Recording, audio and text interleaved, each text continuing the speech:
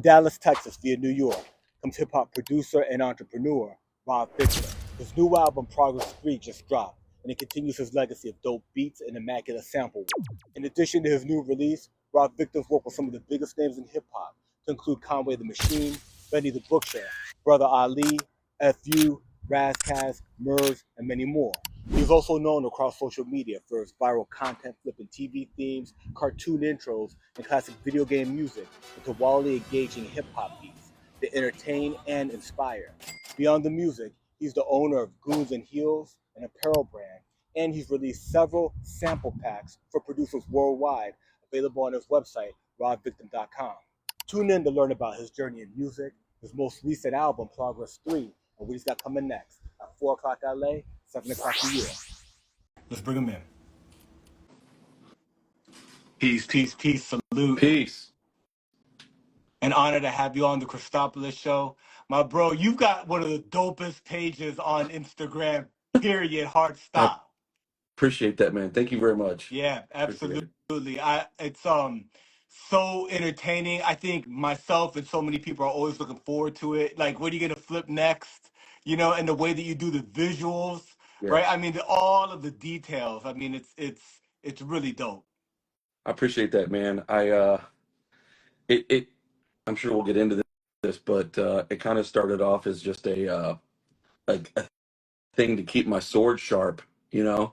Like it wasn't like I was trying to do anything other than just challenging myself to do things that I didn't feel like were possible, Yeah. like like sonically. But yeah, it's been fun. It's been fun. Yeah. Yeah, I intended to jump right into the new album, but since we're talking about the beat flips, I think we just unpack it. You know what I'm saying? Yeah, for Because sure. it's one of the things that it's interesting the way like music and the creative arts are. There's the things that are like the craft, right? Like Benny the Butcher, FU, Murs, your beat packs, right? Congratulations on the recent thing with Akai, right? But then there's what gets people's attention, right? Yeah. And it's like, I don't think I can release the Batman or the MacGyver, as something like official, but the eyeballs and the nostalgia that it inspires in people. Like when did you first start, and then when did you kind of get to this way that you're currently developing it? Um, I would say like the first TV flip was I think we're at 2 years now. Wow. I think we're at 2 years, and I've only missed like maybe a handful of days. Like I dropped one on Sunday and I dropped one on Tuesday, and I want to say we're probably at about the 2 year mark at this point. That's so dope. It's it's been you know you people only see the ones that win, right? You only see the ones that work, and people always put in the comments like it's flattering where they say like you don't miss and all of these things. I'm like you just don't see the moments that are just atrocious. But yeah, man, I think we're about 2 years into it, and I started around I want to say October or November of 23. Yeah.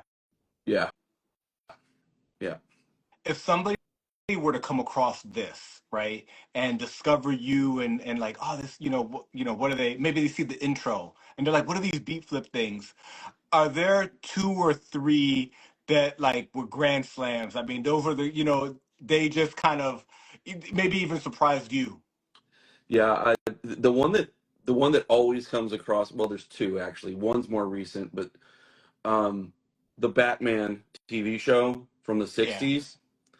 I didn't anticipate that one like going viral. You know, it's just because it was it's such a regular thing.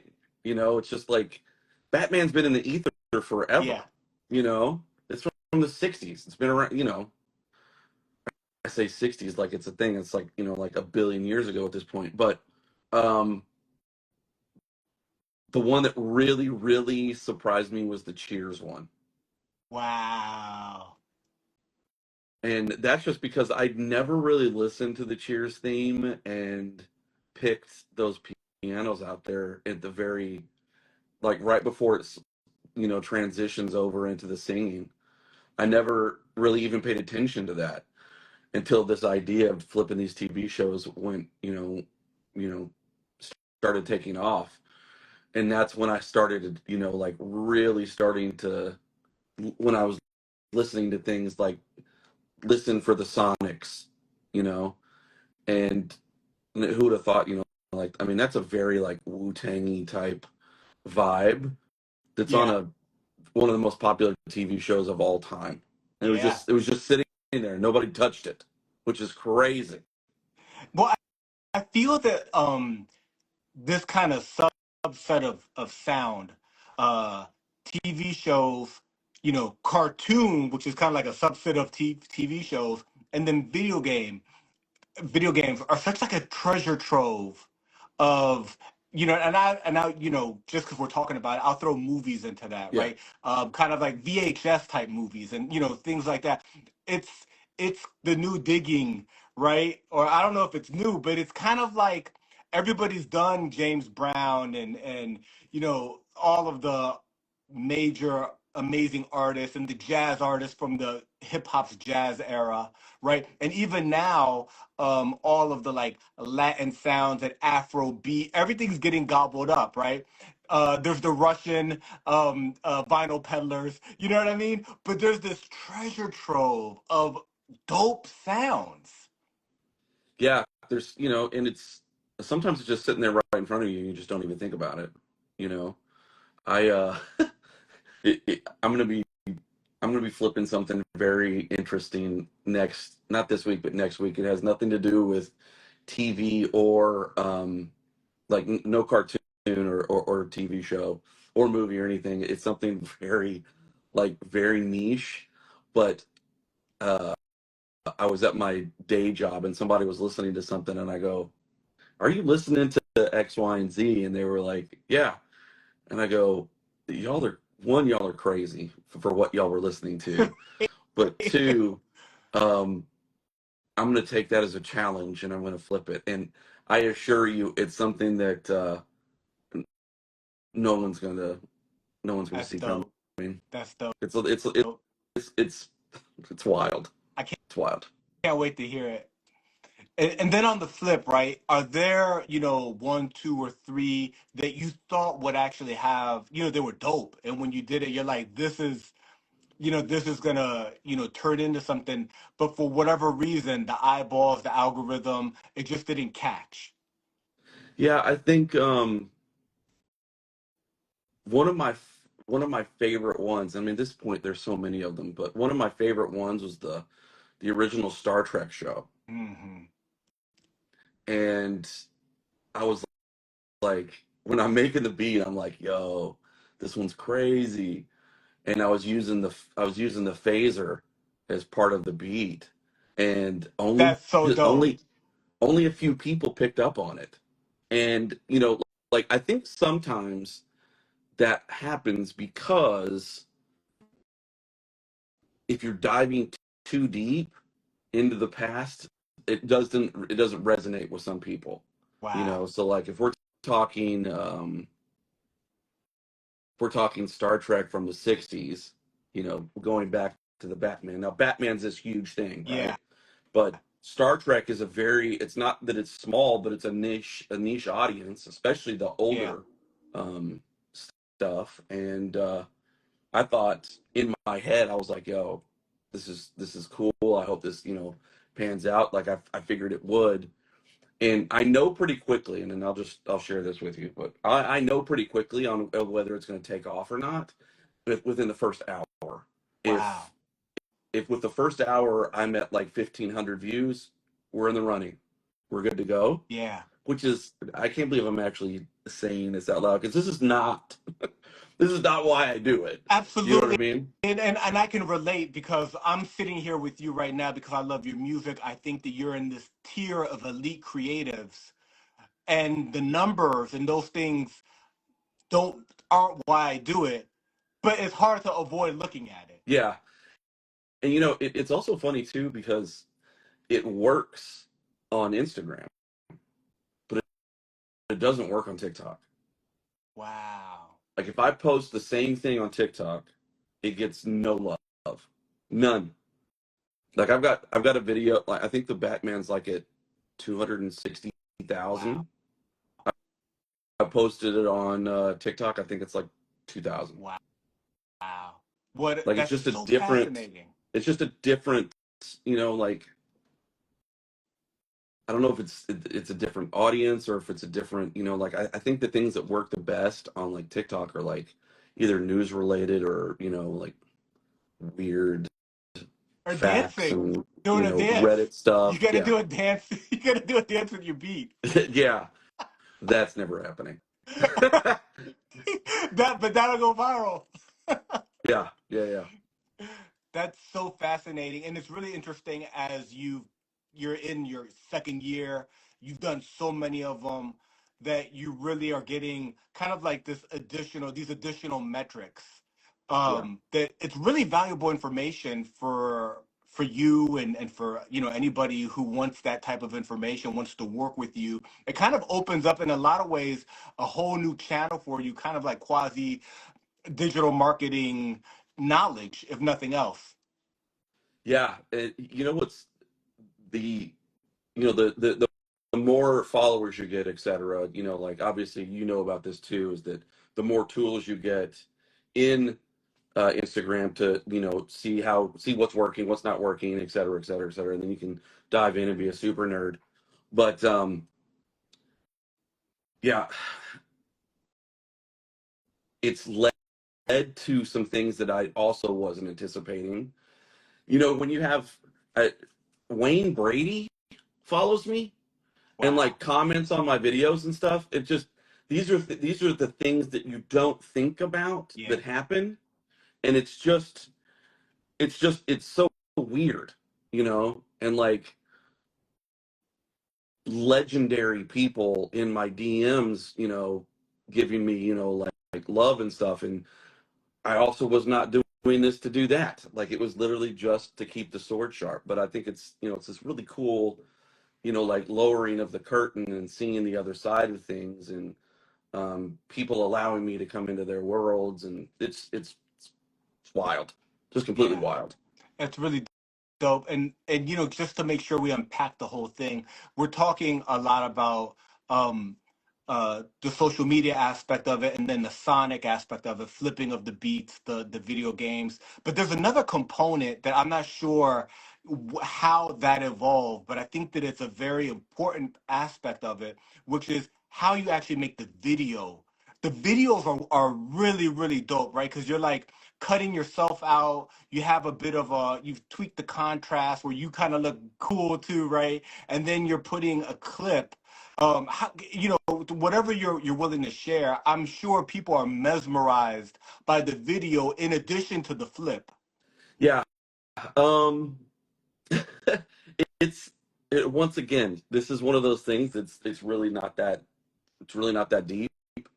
I uh I just I've been editing video and shooting video forever, and it's just something that's kind of second nature. Dude, it's a green screen in my iPhone. That's Wow. it. I have this foldable green screen that's it's in the room next to my studio, Yeah. and I just bring it in. I sit it to the side, and then like I decide what I'm going to do with it. Um, I shoot, edit, and everything on the iPhone. That's amazing. Yeah, I mean, it's I think people highly underestimate the thing that's sitting in their pocket. You know what I mean? I think Yeah. we're at a point now where, like, dude, I'll show you that. I literally make most of my beats on a freaking iPad now. Yeah. I mean, sorry. I, I never in my life, I've got a wall full of MPCs and samplers and drum machines and records and record player turntables, and I don't use none of that shit And anymore. that amazing. Yeah, and it's just like that's the world that we live in now. Yeah. You know? Yeah, I was on the phone with a buddy that's he's done stuff for TV, for Discovery Channel, and multiple programs, and he's now he has his own studio, and he's like, I have to do everything on the phone, and people, because they want it immediate. They want it, and I can do more things. I'd have to take it from the camera into the computer just to maybe even put it into a format to get it back on the phone for some of the Yeah. applications. Whereas if I shoot it and I know how to use the camera correctly, then I can get a level of quality that's really high, especially for short format, and then do everything there, Yeah. right? And you're kind of experiencing the same thing with Koala and the Kai stuff and all of these different native instruments. They've got all these dope programs. Serato now has. It's really, really fascinating how the technology's in your pocket. Yeah. And I think too, to touch on that is that there's a million things, out there to do one thing, you know? Wow. And I think that's where, like I do struggle with it sometimes where I've got this room full of stuff that I feel guilty that I'm not using. Mm. And so I'll jump around between things. Um, but I keep finding myself coming back to either just a very, like the MPC one or the iPad. And I typically Wow. don't do anything else, you know? To lower the curtain even further, the stuff that I do with the Kai, I just straight up ask him like, what machine do you want me to use? I'm comfortable with all of them. I've been using all of them forever. Yeah. I'm comfortable with all of them, but you tell me what you want, and then I just make the video. Yeah. That's a great segue. Maybe we can unpack that a little bit. This opportunity you have with them and what you're doing, um, and then how you go about, for because I'm sure a lot of producers will search your name, come across this at some point in time, and get pointers. The future producers are going to get pointers on like, oh, this is what it's like working with, a production giant like Akai. How did that relationship start? What are you currently doing for them? So it's strictly just social media stuff, right? And I think how it started was Hail Marys. I was just throwing them and tagging them. Um, and like it's just consistency like anything else. Yeah. And eventually, once I got to a certain level, and I'm sure you're aware of this too, once you get to a certain level, messages get prioritized to people. Yeah. And so eventually my tags reached the people that run their social media. And so the guy that runs the social media starts watching my videos. He starts tagging me. He starts all from the Akai account. And then from there, we just started talking. He's a super cool dude. And, like, I think Akai gets kind of a bad rap just because of the fact that they got purchased by another company, but they're definitely still a creative monster Yeah. that is focused on the producer. And yeah, so it's just like, it was very natural. It was very organic. It's not like there's no handshakes, no contracts or anything like that. It's just something that, like I say, hey, you want to do this? And they say yes. Or they say, hey, can you do this? And I say yes. And it's just like, it's just what we do, That's you so know? dope. Yeah. That's so dope. This is perfect right now to jump into the production of Progress 3, the new album you dropped about a month ago. Um, what can you share with us in regards to how you produced it and what inspired that album? Because the song titles are very unique, right? And the artwork. And so if you could, if we can unpack the new album that you just released, Progress 3. Yeah. Happy to share. An album that I did not produce on an Akai product or an iPad. I did everything in Ableton on the Ableton Push 3 standalone. And I didn't use a computer at all for that machine, for this album, other than just dumping the tracks into a DAW. But yeah, Progress 3 is the third in a series of music that I've made. Um, to raise awareness to the atrocities that happened to the Cambodian people in the 70s. Uh, Something that we're not taught in the States is what Pol Pot did to his people. And I was unaware of it until I started in a relationship with a Cambodian woman who's now my wife. But her father introduced me to Cambodian music, and he had some vinyl he gave me. And that's how the first record came about 15-ish years ago. And you know, like the first album was, all the song titles were cities Yeah. in Cambodia. The second album, which arguably is the most popular album that I've ever Yeah. done. That's in on like if you go to your top songs, right? So it's got all of Yeah, those there's songs. one that's like 20 Yeah, million, which is, that's in repeat in many playlists. my God, bro. And one of those things that the record came out and then it didn't pop for 7-8 years, and then out of nowhere it just started gaining ground, and it's one of those things that I have no idea why, but it is what it is. It resonated with Like people. it got picked up in Cambodia or in the Cambodian diaspora. Yeah, it's Fascinating. completely crazy. And then I told myself, because of some weird interactions I had with some people on social media, which is another part we can talk about later, but um I'm old school when it comes to things. Like, I'm not going to tell you where I got my records from or where I Yeah. got my samples Yeah, that's from. Like, that's just the hip hop. way, that's the way I came up. You Yeah, know, it's hip like the hop. people that taught me how to do it, but not where to find it. There's You rules know, to it was this. my job. It was my job to find it. And so in the early world of Reddit, there was somebody was asking where I got the sample from, and I just told him to look it up. You know, I wasn't trying to be a dick. I wasn't trying to be, you know, a jerk about it. But the whole reason I made these records, I left breadcrumbs everywhere for people to go find where these samples came from. Like the first one, it's literally cities in Cambodia. Okay, check. Well, let's figure it out. Okay, this is Cambodian music. Okay. The second one is all historical dates of things that happened in Cambodia from the Khmer Rouge to more recent times. And then this third record, which I promised I would not do. I said I will not do Progress 3. I'm done with it because of all the bullshit that I dealt with in social media around the Yeah. sample. Um, I think that's actually where the success happened, though. I think people were digging in it so far that they just kept listening, and it just kind of pushed it up the algorithm. But anyway, I said I wasn't going to do it, but something just came across my, you know, like my desk, and I was like, I have to do it. I've got to finish this. I got to finish it. Let's just wrap it up. It's a trilogy. We can wrap it, you know. And then I was like, what am I going to call it? What, you know, like, what are the song titles going to be? And I was like, well, let me just talk about the things that I love, and that's the food. Um, Yeah. and so, like, every single title of those songs, it's food. It's food.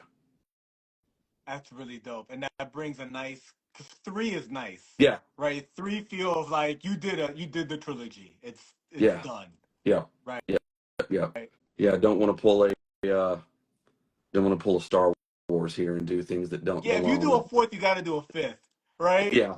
And then you got to do a sixth, and then you got to do a prequel, and then you got to do, you know, can't do it. Yeah. It's fascinating, and thank you for breaking that down. The the names of the cities, that's really dope how you did that.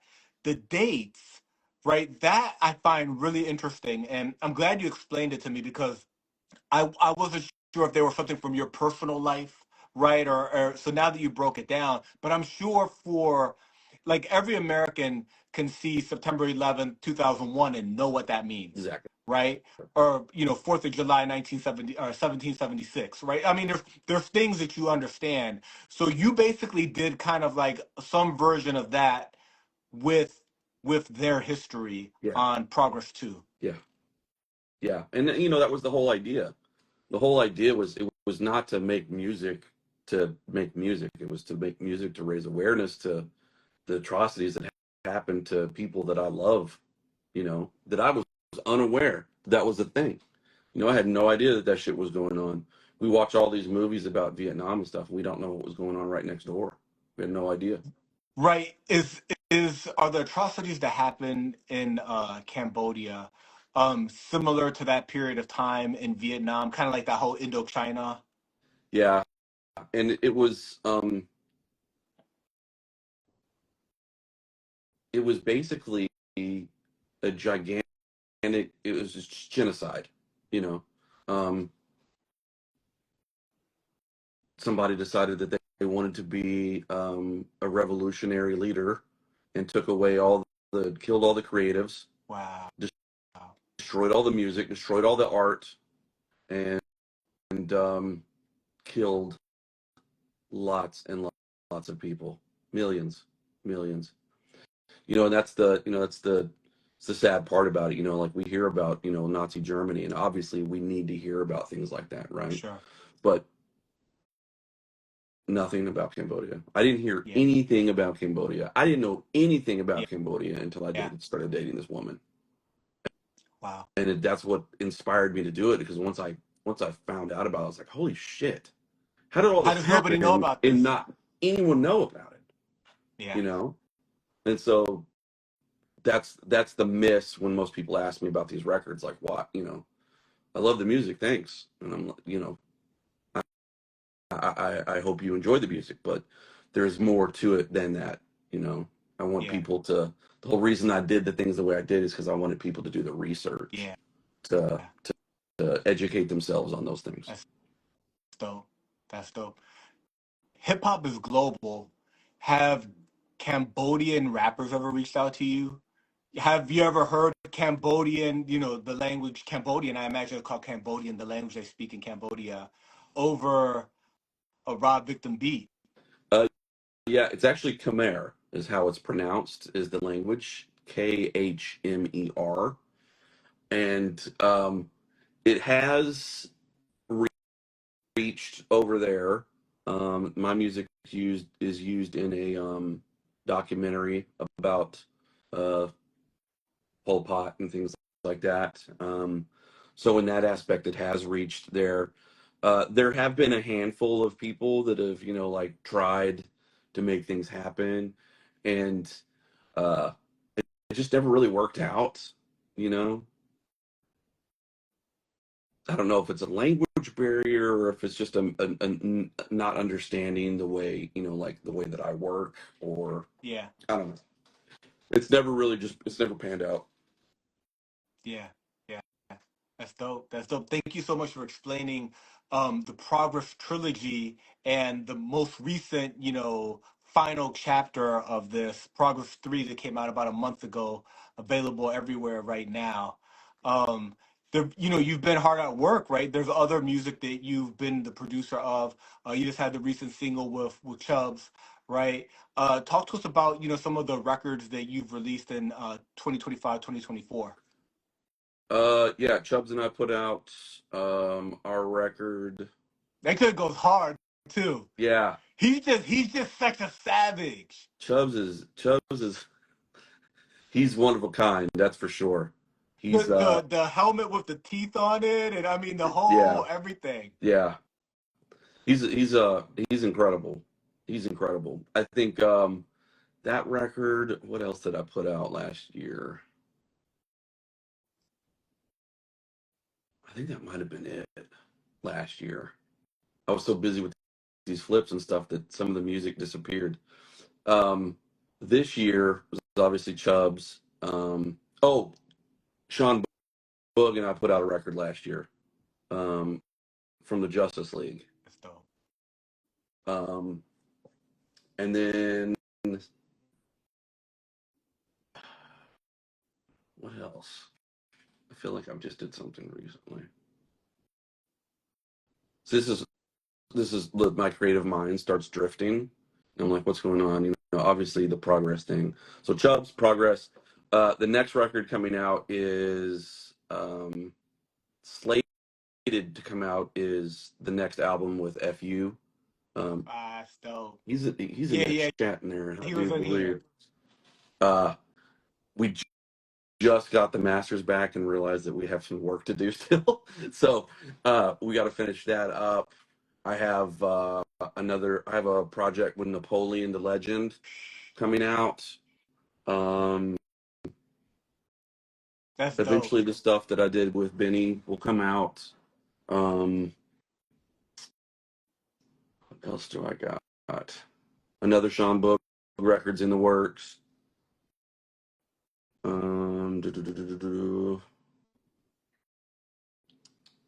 I can't think. There's too much stuff going on. Too much stuff going Come on. on, F.U. Napoleon the Legend. I mean, it's like My man nothing but. Paradigm, and I were doing an album together.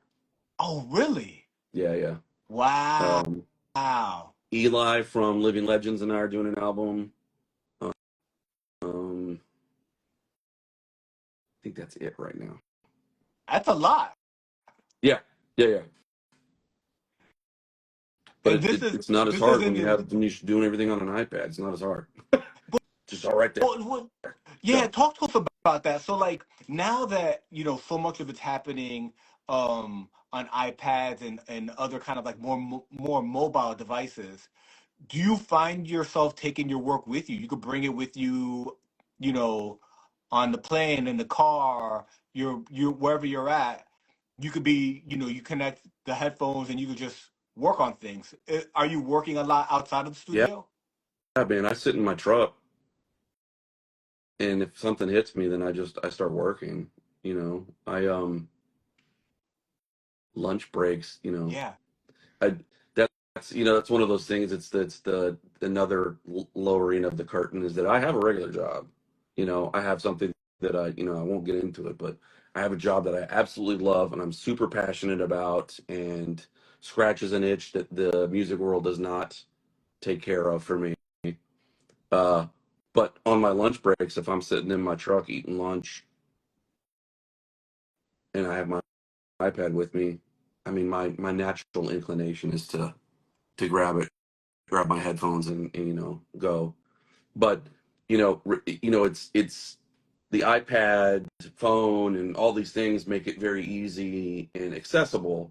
But at the end of the day, I'm still doing majority of the work just sitting in here, even though it's just on an iPad. I just love the workflow. It just Yeah. allows me to get busy, and then I can just move on to the next thing. Because Yeah. I've been telling you, I've got records after records after records that I'm working on. And sometimes, like I'm not one to make beats and just put them in a folder. I don't do that. Like if you and I are working on an album, I only work on beats for him during that time. And so I make Oh, that's real a interesting. folder beats just for him, and I send them to him. And if he likes all of them, good. If he doesn't, we'll pick out the ones we want, and then I'll go back to the drawing board and get more and send them to him until we have enough. And then the rest of those gets put to the side, the ones that we don't use, and those will end up doing something else somewhere later. But I only work um, I only work with one person at a time. I That's don't fascinating. Yeah, I don't like being a part of a compilation. I don't like being a producer along anyone else, and that's not that I would do it if it was a big enough thing, like if Right. somebody Right. was like, hey, will you do it? And like there's a chance that it would be to work with somebody that I've always wanted to work with. Of course I'd Right. do it. But I like the idea of working one rapper or one group, one producer. Yeah. All my favorite records of all time have always been that way, Yeah. minus one, Illmatic. Right, but that's a unique one. That is a unique record. Yeah. Unique record. But if you think about, Pete Rock, CL Smooth, Gangstar, Yeah. you know, The Woo. yeah, Right. first Right. couple Woo records, only built for Cuban links. Yeah. Like one guy Yeah. did all that, you know. But what it does is it creates cohesion, Yeah. and you're allowed to, um, build this universe for an Yeah. artist, and that's where my my love of this comes in. You know, I had a shout out to my man Biggs from Toronto. He and I are working on a record too. Yeah. Um, this is Ayo our Biggs. yeah, Ayo Biggs. But this is our second time going around doing it, because the first time I sent him a bunch of beats and he was like, "Yeah, I like one or two of them," but the ones that I was sending he wasn't resonating with, and so at some point I have to say, "Okay, well, let's just pause for a minute." And then I had to have like a real, you know, like we had a real deep convo the other day. I was like, "Man, I just need you to trust me."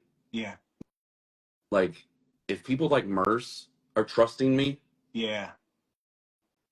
to create this thing without any question, and they're just, you know, going with it, I need you to trust me.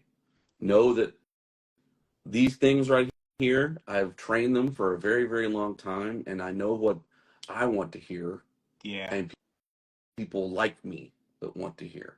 Whether we're a dying breed or not, I don't know. But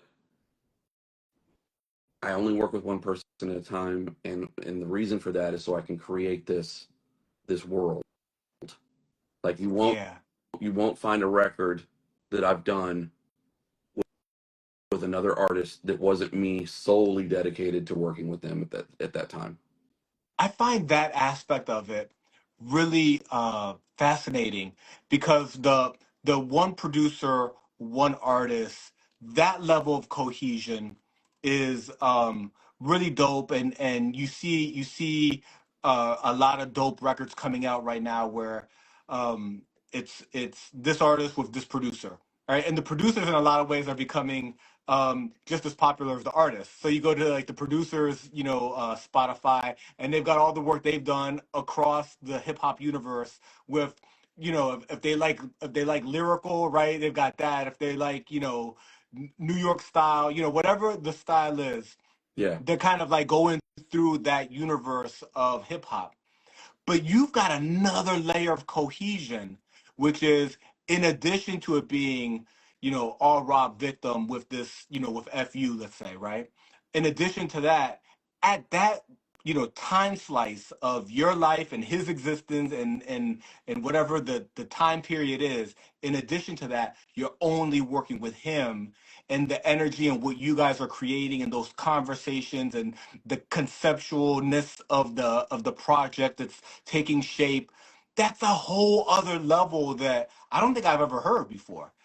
Aside from like a Gangstar or like what aside from these groups that we know that they were a group, you yeah, basically create a group. You create a group for a window. yeah, yeah. For just even if it's for just a small amount of time, you know, like I don't ever, and this is another part of my crazy brain, is that I don't like it to be called anything other than FU and Rob Victim.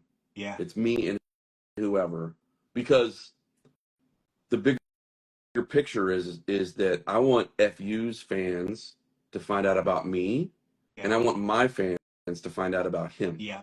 And the only way that works is if you include both names, and that's just some simple SEO, you know, search engine optimization Absolutely. things. Yeah, And so you have to have a little bit of mind behind yeah, that.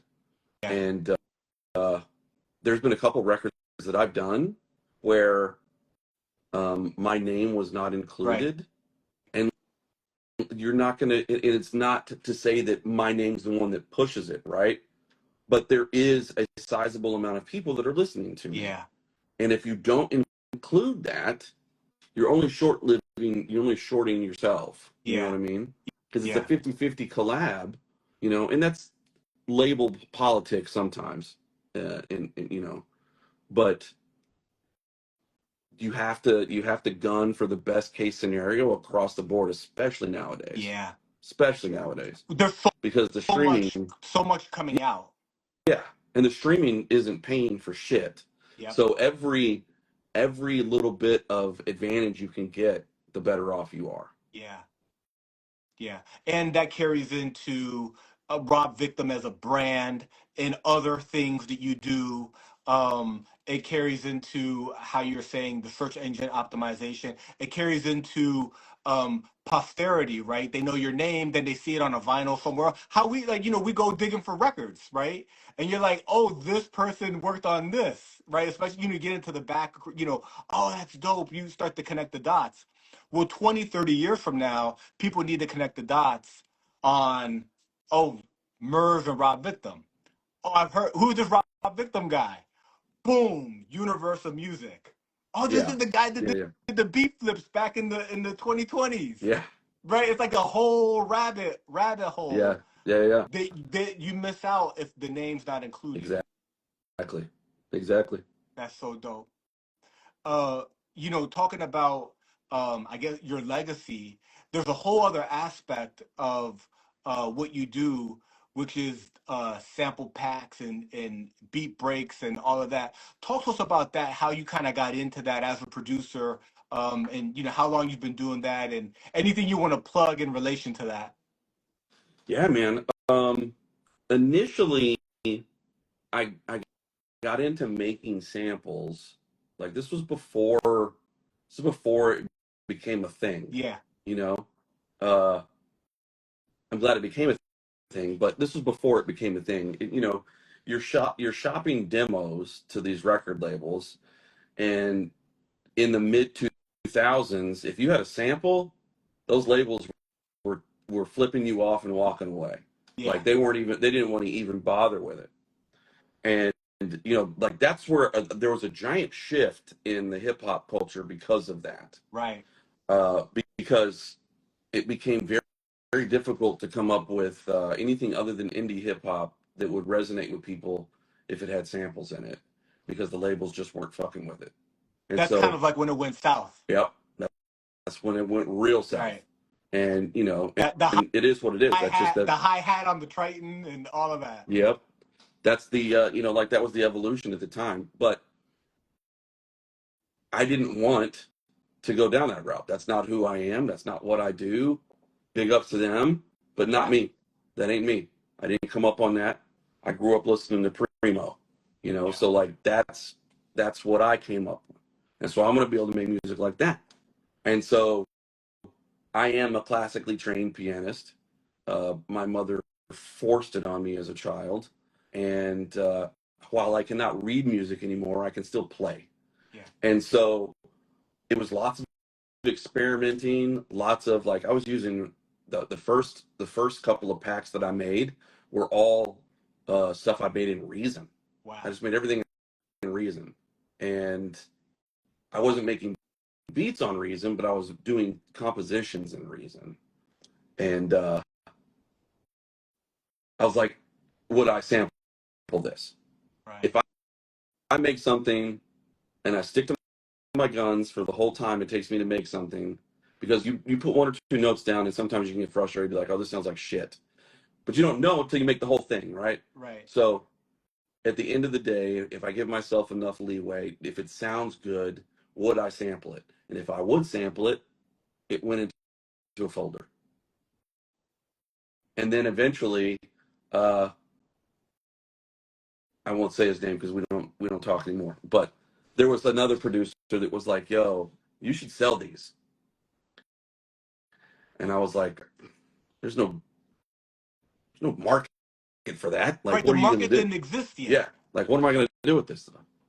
Fast forward a couple of years, and then my man Vanderslice reiterated it to me. He was like, "Yo, you should probably put these out somehow." And that's when Drum Broker approached me, and then I did this stuff with Drum Broker, and then we stopped working together. Still don't know why. And then like in hindsight, it forced me to get my own website up and running, Yeah. so that I could make all the money myself and cut out the middleman. So once again, everything happens for a reason. Yeah. And then it's given me an outlet to stay creative when I don't have the creative juices to make beats. Yeah. And that's the other, like I have other passions, like I am an absolute maniac for pro wrestling and for hockey. And that's where the streetwear t-shirt stuff happens. Yeah. Um, Yeah. You just got to have, like I have to have multiple streams of creativity in order to stay focused on the beats. Sometimes I'll be good with beats for like 2-3 years and not have a misstep.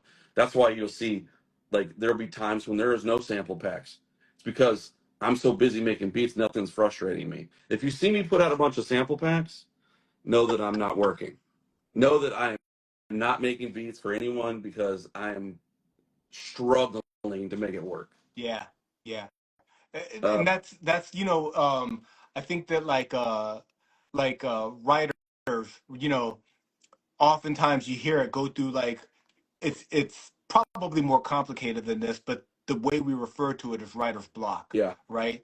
And they go out and they live and they experience things and they get their heart broken and they watch some good movies and they travel and they eat out a bunch of places and they get ideas, yep, right? And then and then something happens, they connect with, like what just happened with Nas and Hitmaker. They connect with the right person and it spills out, right? It's just yeah, boom, yeah, boom, boom, boom, boom. And I'm sure producers go through, their version of, and everybody's an individual. But yeah, you hinted on, and it's probably a good moment to jump into it. Goons and Heels, right? Let's yeah. let's talk about your apparel company. So Goons and Heels, not to be confused with gooning, which is a whole nother world that I know kids I'm are gooning talking you. about there. Yeah, yeah. Has nothing to do with that. This is a In different goon, or Yeah, maybe it's the different kind same of goon, but in a goon. different. Yeah. So my wife and I were joking about it last night. I was like, oh my God, I wonder if people have bought these shirts and thought it for something else. Anyway, um, the goon is the enforcer on the hockey in hockey. He's the bad guy. He's the guy that will do anything. He doesn't care about scoring. He just wants to make sure that he puts damage on the other team so that they can't score. Yeah. That's his whole fucking job. It's his whole job is to be that guy. And I absolutely love a good goon, and That's it's kind dope. of drifted off over the years. But in the last 2 years, and the whole reason I started this is because there's a guy that plays for the New York Rangers, just got re-signed for 2 years, Matt Rimpe. This kid is enormous. He's like 6'8". You can't miss him on the ice, but he will knock the shit out of you and willing to drop his gloves in a heartbeat to fight. Yeah. Loves it. Loves it. So that's one of my loves, right? I love old school hockey. I love new hockey. I just love hockey. But I also love pro wrestling. And, I love the bad guys. I've always loved the bad guys. The bad guys are called heels. So very similar in the way they handle business. They don't give a shit what it is as long as they get what they need to get done, right? Yeah. And I thought to myself, how do I tie in the beats with the other two things that I absolutely love? And that's one of those like late nights beer induced ideas that you just typically you might have, and for some reason I wrote it down and then it turned into something. That's dope. That's dope. And The to we've only put one shirt out, Yeah. you know, but there's a new one in the works right now. I'm working directly. Actually, uh, I'm doing something specifically for Koala Sampler for Goons and Heels. It's going to be an Wow. exclusive shirt for them. But yeah, Wow. it's going to be dope. It's going to be real dope. That's dope. The To make sure we cover it, like like what's your team? Who are your favorite goons? And then on the flip, right, on the wrestling, who are the favorite bad guys? And maybe all time, right? It doesn't have to be active, right? Because Yeah, there's legends like The Rock, right? yeah. I don't really have a favorite all time goon. I think there's been so many that have just like if you look at the Goons and Heels uh, Instagram account, you'll see like some of the higher level ones that I really kind of just love. As far as pro wrestlers go, my favorite heels are always ones that are like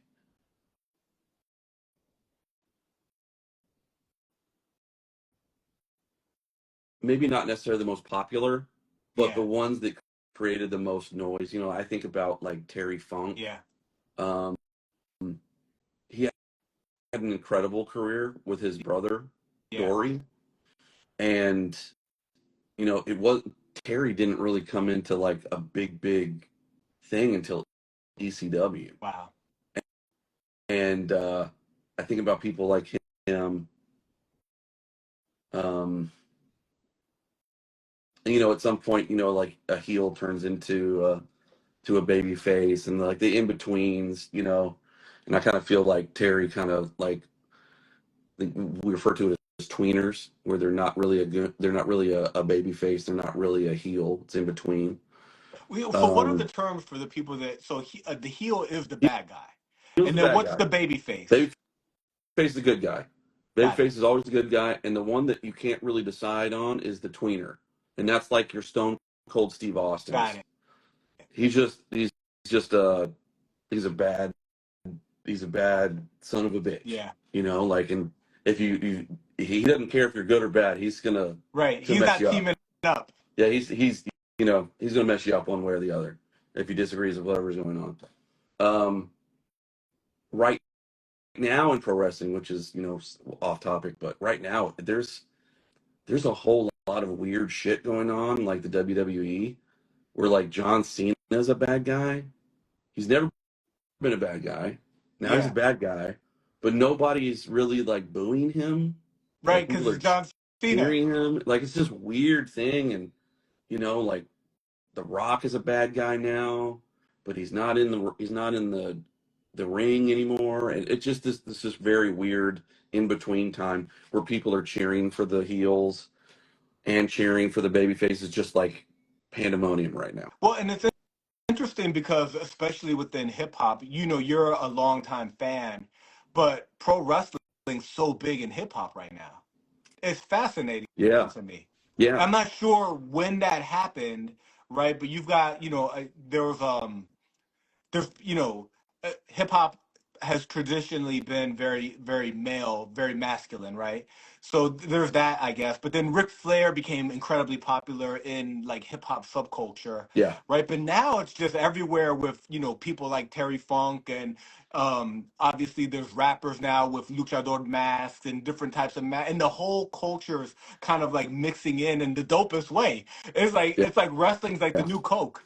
You know what I The mean? Like everybody's. the the very first person to do it, the very first person to include wrestling in their music is one of the best producers in the game, Vanderslice.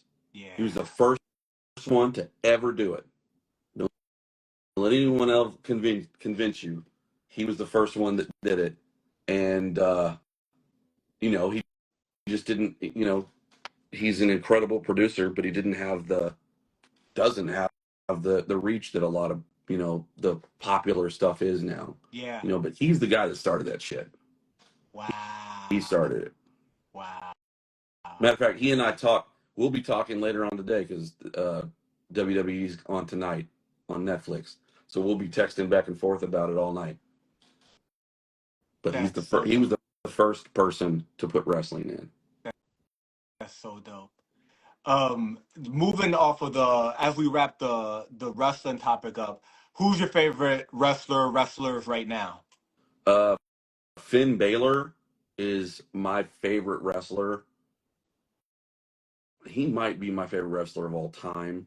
He's a current wrestler right now, and I'm half Irish, half Italian, and Finn is 100% Irish, and I just resonate with him. Yeah. He's a he's probably the best wrestler that they have. Yeah. They just haven't figured out a way to utilize him yet in the best way since the NXT stuff. That's a whole other story. Also, Jacob Fatu. Jacob Fatu, I've been watching him since MLW, which is an a bigger indie company, but he is just a monster and an absolute like. I knew at some point if WWE ever caught wind of him and they chose to pick him, he would be a Yeah. superstar, and it's 100% happening. It's 100% happening. right now. That's awesome. Do you also like UFC, or what's the difference for you between like actual mixed martial arts and then the art of pro wrestling? So for me, I like boxing. Yeah, So I'll watch boxing. UFC, I'll watch it if it's on, but yeah, it's not really one of those things that I go to. Like if there's a pay-per-view UFC thing on, I'm not gonna probably do yeah, it. But if there's a boxing pay-per-view and it's something I'm interested in, I'm for sure getting in. yeah, I think there's something there's the wrestling thing, like it's a soap opera. yeah, It's absolutely. scripted sports, right? But With a boxing, lot of yeah, freestyle, right? It's like yeah, freestyle. It's like rap freestyle, yeah, but there's a yeah, storyline. yeah. That's exactly what it is. But like something like boxing, it's an art.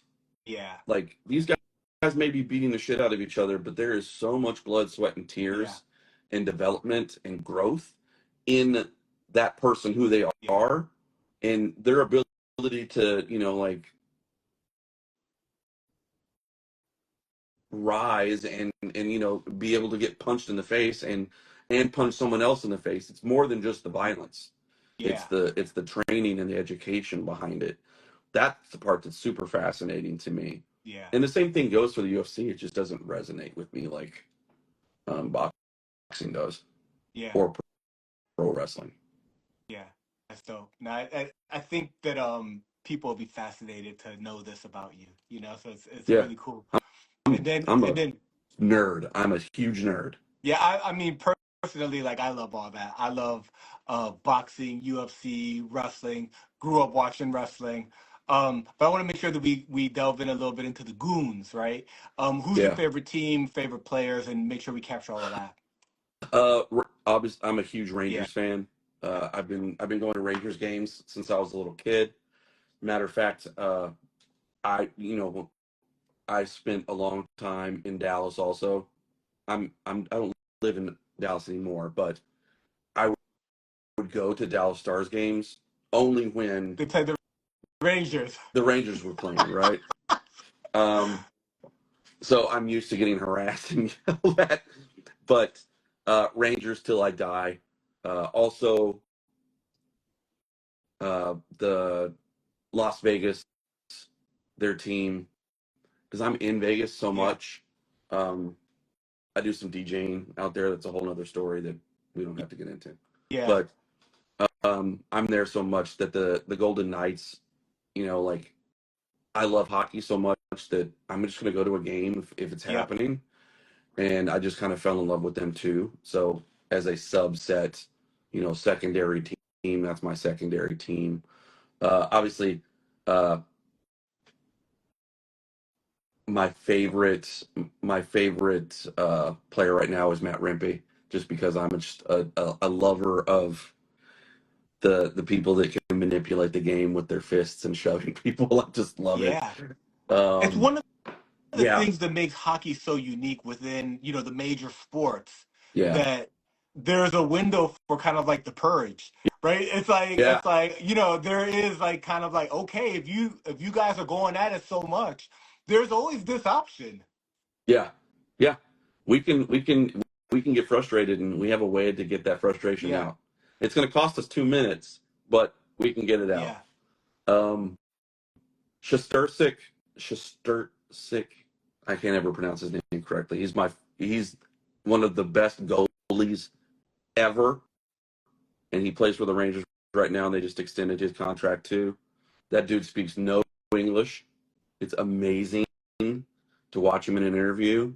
I just absolutely love it, and you can tell that if he was not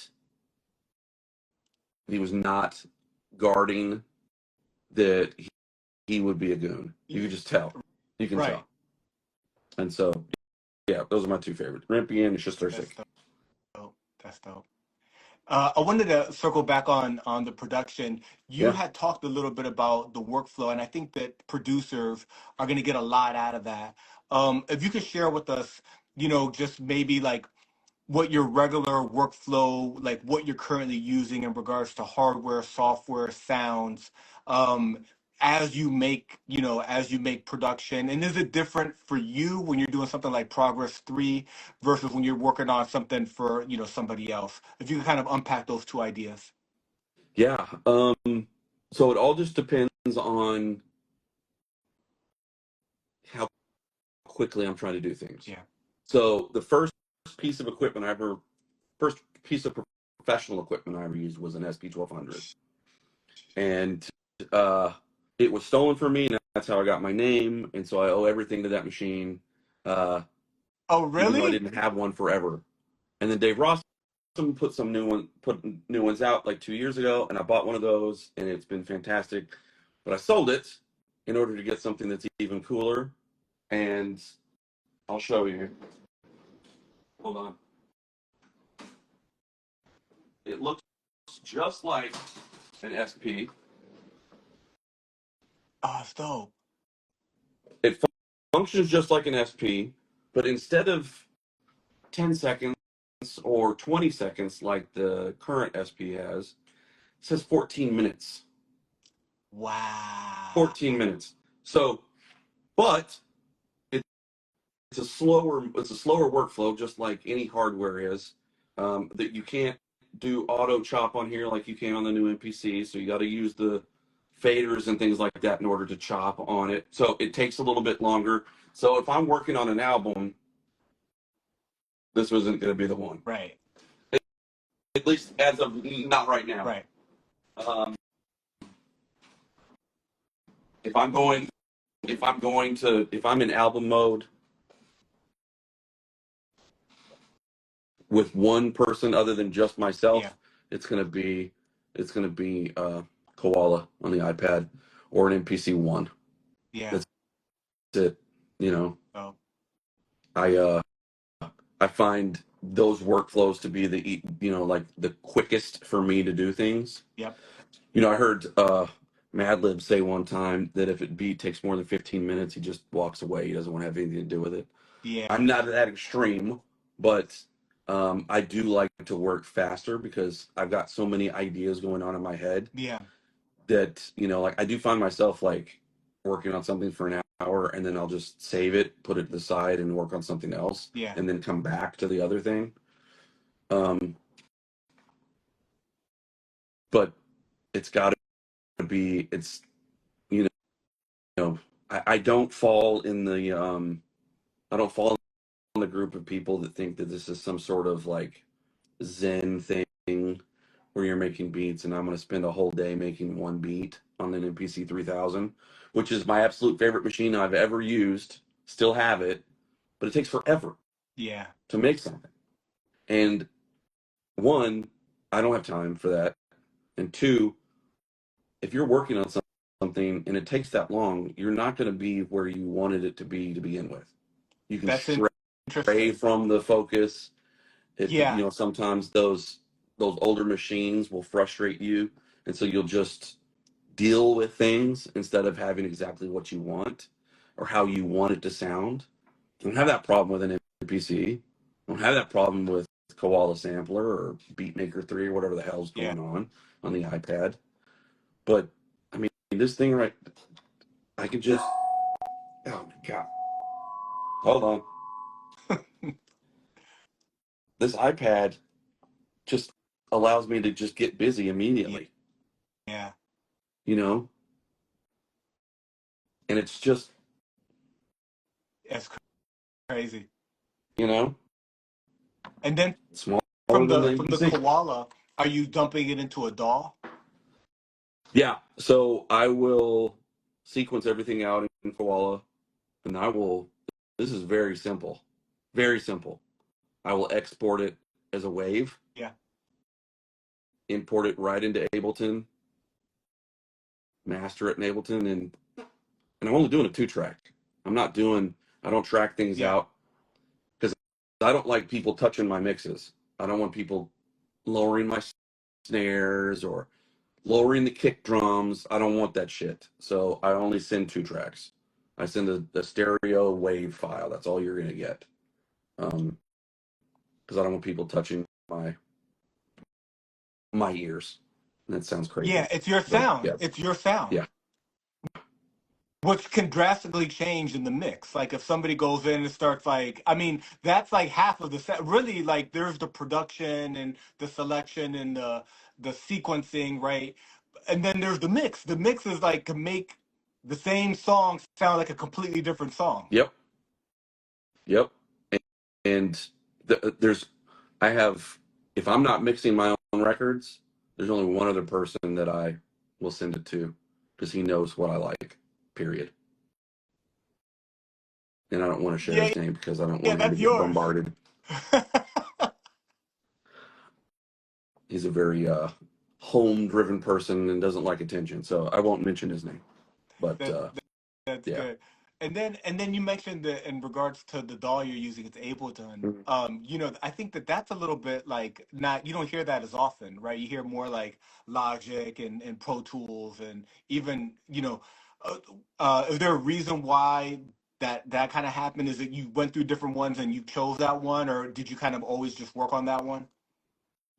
I think I think Pro Tools is a scam.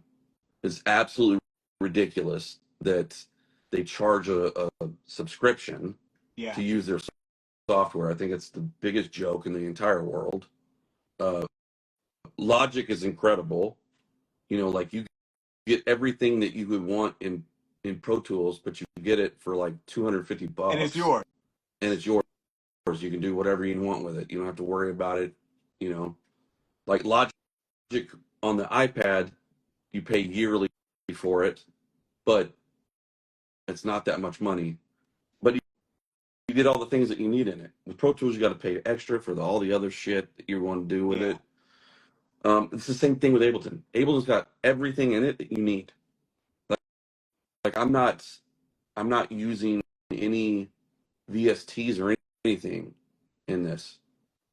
When you hear it go out, what you're hearing is straight out of that's Ableton. cool. Yeah. That's dope.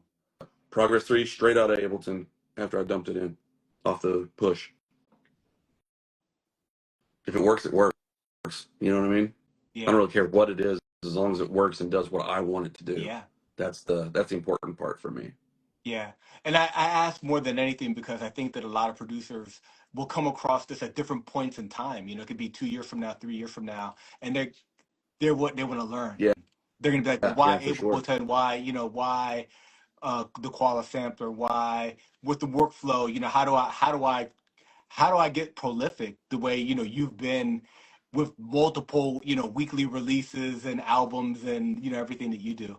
So I think at the end of the day, it all boils down to me on if the person behind the product is what yeah, matters, right? It's the yeah, person that's behind it. It's the creative mind that is the one that's going to drive the car for that.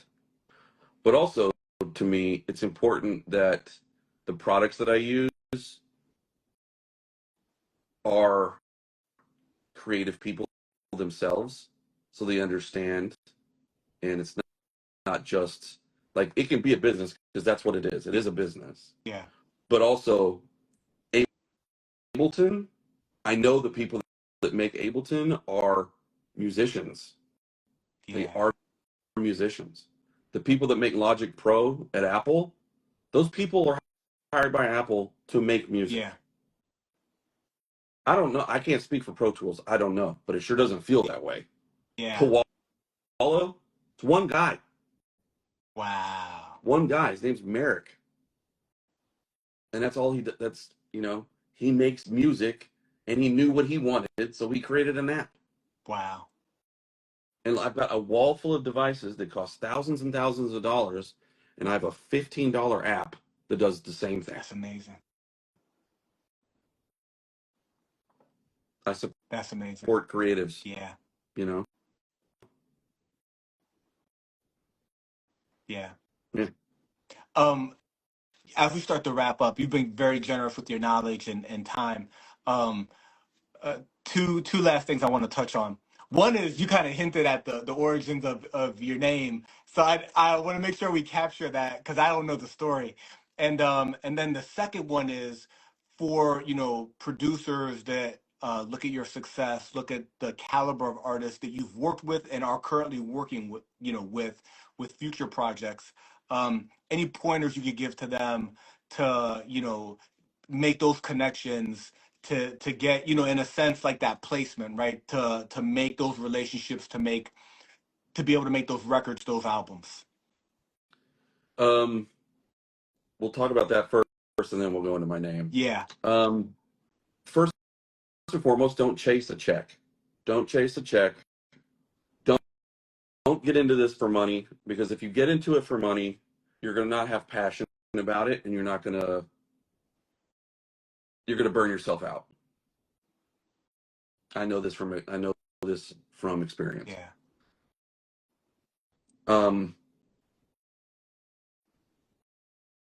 Do what you love. Focus on what you love. Focus on the craft. Focus on, don't be me and have a million devices. You don't need a million devices. You just need one.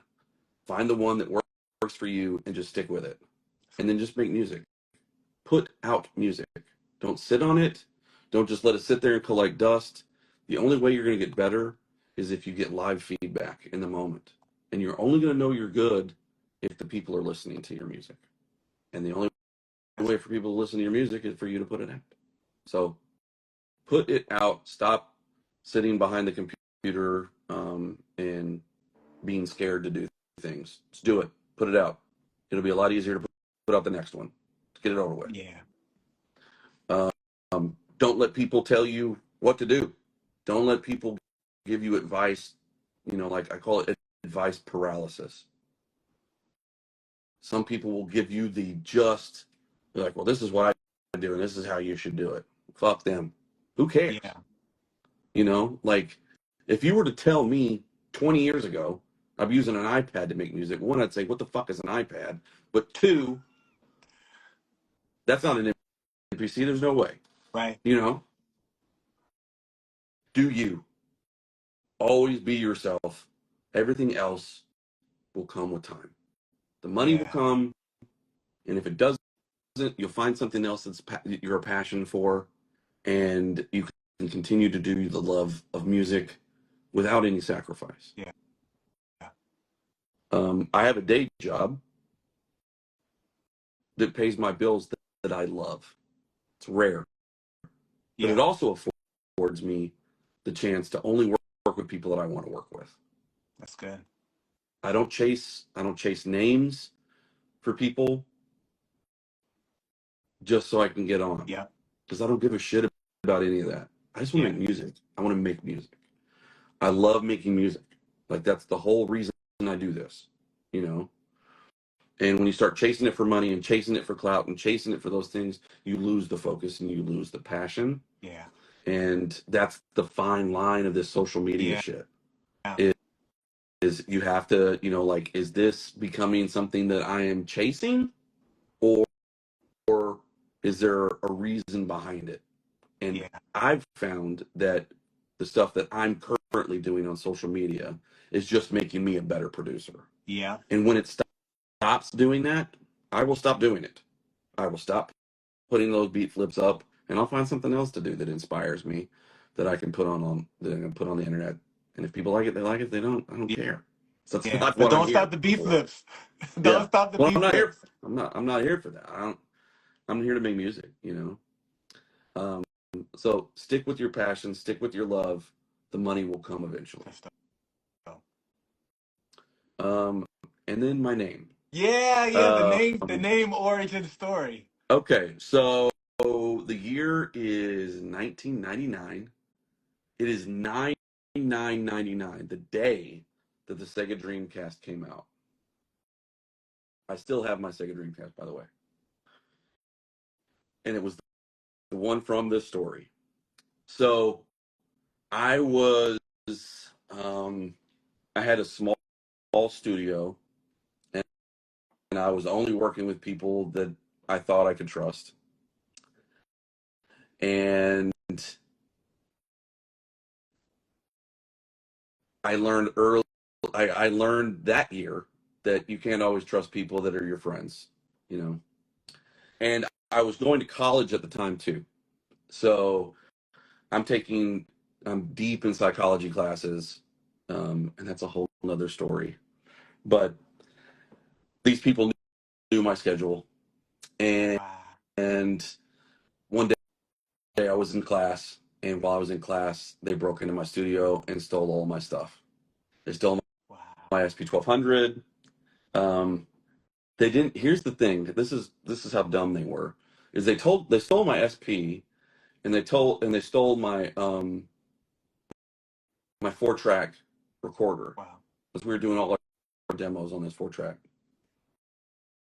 But they didn't take my records, and they didn't take my turntables. Like the SP's, like it's a beautiful machine, and I loved it, and it broke my heart Yeah. that I didn't have it anymore. Yeah. But that wasn't where the magic was coming from. The magic was coming from the fucking records. Yeah. And I was using the turntables to get it all Yeah. in. You know, like this was not during a time where you could just get on the internet. The internet wasn't even a thing yet. Well, Like and it you was could like buy another AOL. SP. You might not find the records again. Yeah, you could buy another SP. I mean, of course they just that's another story. But so anyway, I come back, fucking cops everywhere. Wow. Because the studio was attached to, my mom's house, and she found out that something had happened, so she called the cops. Right. Cops everywhere, and the cops kept referring to me at, like on the radio, they're saying robbery victim, robbery victim, robbery victim. And so I knew who it was that broke into my house. And I wanted them to know that I knew, without making a big deal about it, because I knew eventually, like, karma would get them. Yeah. So that day, 9/9/99, is the day that I say that Rob Viktum was born, because that That's an is awesome where it day. all started. That's where it all started. Was right there. And they don't know this, but I owe them everything by them creating that much angst and drama in my life at the time. I thought it was the end of the world Yeah. when it happened, Yeah. because that SP 1200 was everything to me. Yeah, absolutely. Everything. But it made me who I am now, literally. Down to the name. Down to the name. Down to the name. So yeah, there it is. Rob Viktum, it's been an honor building with you. You've shared, your knowledge, you shared your story, some details about yourself that people probably didn't know. You also share with us, about Progress 3, your new album available everywhere now. You talked to us about the different sample packs and things available on your website, robviktum.com, and records that are coming out, things that you're working on right now. You mentioned a record that you got coming out with FU, right? You've got a variety of projects in the works. My bro, it's been an honor to build with you. I appreciate it, man. Thanks for the chat. Yeah, yeah. So keep dropping those incredible flips. You're an amazing producer. And I appreciate you. Thank you, brother. Yeah, bro. All right, build with you again. Salute. Peace.